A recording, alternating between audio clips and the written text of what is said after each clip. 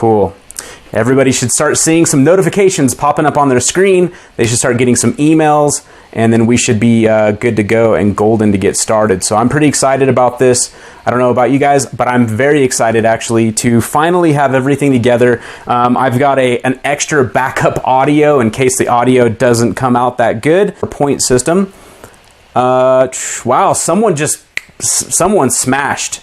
Actually, it looks like someone came on strong. Stephanie, thank you. Actually, people must have come on. You must have shared a bunch of it, because for all the sharing that you've done recently, you've now got 47 points. So you have a very good opportunity to win on today's contest. Right underneath that is Bob Hilton. So Bob, congratulations on holding your spot strong. And then after that, we've got Chris Cellular, I think Cellular, maybe that's how you spell it. You're close. Lorna's very close to you. Yvette's very close. Jody Hoffman, Eric Moore, you guys are service. Okay, software as a service. What is a software as a service? Well, I will tell you the next acronym is AR, which is auto responder. Okay, what's an autoresponder? An autoresponder is a SaaS. What a SaaS is a software as a service. What an autoresponder is your email autoresponder. So if you work with, like, say, MailChimp or GetResponse or SendLane or ActiveCampaign, those are like some of the best ones that I've used in the past. If you use one of those are your ARs, your autoresponder. Now, why is it called a SaaS? Because there's a thing called a SaaS model. Okay, what's a SaaS model? What a SaaS model is basically a reoccurring expense. But it's usually a write-off expense for your business, as long as you're using it for a business. Again, remember my disclaimer, but it is usually a business. Anything that's considered a business expense or service for your business would be a business expense. So usually it's a business expense, but for a company, what that is basically a way to charge monthly, reoccurring every single month for products that your business absolutely needs to stay in business. Because if you don't have an autoresponder, you're really probably not in business, because you probably don't have a list that you can send information to. Now, we all spend anywhere from $50 to $400 a month for an autoresponder, which is basically software and hosting that they're paying for, and their software. So their software, they have to upkeep, they have to take care of bugs, there's upgrades in the internet and stuff like that. So there's a lot of stuff that you don't see that's very invisible, but these are where you make money. And so this was just kind of like the quick little couple of more acronyms that I wanted to throw out, because I missed those ones yesterday. And also I purposely left them out because I didn't want to necessarily get too far in depth with everything, right? I gave you guys, I don't know, a good 9 or 10 different acronyms and really broke those down yesterday. So on today's, we kind of went through that. I want to ask you guys if you guys are excited. I've got some people here live. Looks like everything's running really well. So let's look here if we got some people. So let me know, guys, in the chat box, say, I'm excited, I'm alive. I'm excited, I'm alive. So let's see here what we're doing. I don't know if I have to refresh or what, but hit refresh on my computer.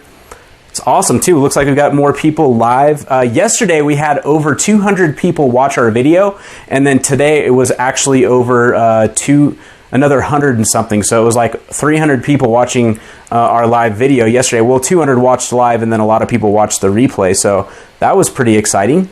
Let's see here. Popping up. Got some people. Stephanie says, heck yeah. Says Stephanie's excited. Guys, is Stephanie the only one excited? I don't think so. I think you guys are all excited. Also, while we take a little break here, free. Now, search engine optimization, that could be like a whole weeks of training, okay? There's different types of search engine optimization. There's like white hat, what they call, there's gray hat, and then there's black hat. And guess what? White hat is usually like the most solid foundational stuff. It's long-term, it has more of a long-term value to it. It's stuff that works for the long run, but it's not going to give you that immediate results that you want necessarily, but it will long-term wise give you results. Now, there are some techniques that could be considered white hat that could give you quick results as well. But typically, most of them are more long-term. And I don't know if you've ever heard of the term like backlinking and stuff like that. It's about finding like white hat. Just to give you a quick little analogy of what white hat is, it's like finding places that online have like the highest score based off of Alexa. Which if you don't know what Alexa is, you can check out Alexa. I think it's alexa.com. They're owned by Amazon, believe it or not, but basically they're like a rating company. There's also another one called Woot, W-O-T, but these are like rating companies that rate like the largest and really every single website on the internet based off of basically traffic is like the biggest indicator that they're going to look at. How long the traffic goes there, how many pages they click through, are they really digesting it? So they're really just rating companies based off of that. So like big companies like like Facebook is probably one of the largest ones. YouTube is one of the largest ones.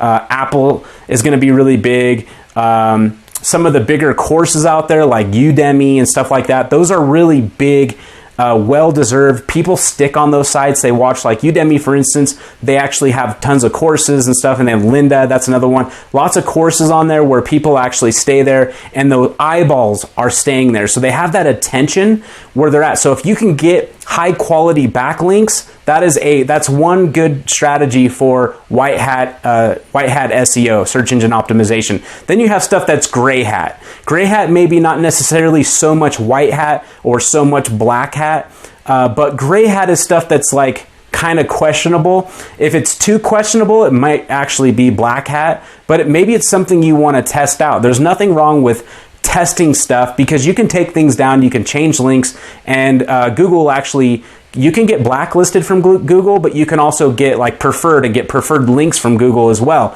So you can kind of move things around, and if that's not your strength, maybe it's something you want to learn about. There's tons and tons of resources. In fact, I will provide you with, on the last day, I will provide you with my resource list of SEO tactics. Now, black hat is stuff that could work immediately, really fast, and get you quick results. Maybe that's what you want. But long-term results, they're the worst. And they'll actually blacklist your page. And there's so many different complex strategies and different ways of SEO that you can use. So I'm not an SEO expert, but I have been studying it for a while. I do have a site that is #1 no matter what. I blew it up in an industry that was already pretty much there, and I'm the #1 spot every single time. And I used 100% white hat strategies, and I use stuff that a lot of people just kind of overthink. But those are like, they're long-term strategies. And that site, I don't spend a dime in advertising. It just kind of